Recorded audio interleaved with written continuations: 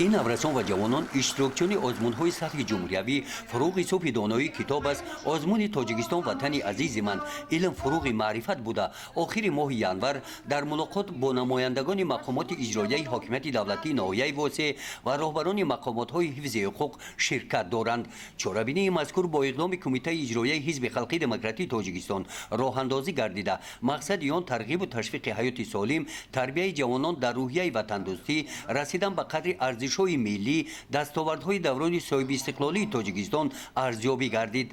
در این همایش از نتیجه دستاوردهای نورسان و جوانان ناحیه در سمت معارف، فرهنگ و ورزش یادآور گردیده سهم آنها در پیشرفت این ساحه‌ها قید کرده شدند. تاکید کرده شد که در زمان جهانی شوی نورسان و جوانان همیشه باید هوشیار و زیرک باشند، وطن را صدقاً دوست دارند. همچنین با مقصد ترغیب و تشویق حیات سالم، پیشگیری استفاده غیر مقصدناک تلفن‌های موبیلی و ضرر آن به سلامتی استفاده برندگان مخصوصاً به چشم و عصب، متخصصان ساحه طب با تحلیل و دلیل‌ها برآمد کرده از نورسان و جوانان دعوت به عمل آوردند که به قاعده‌های استفاده بری آن رعایت نمایند.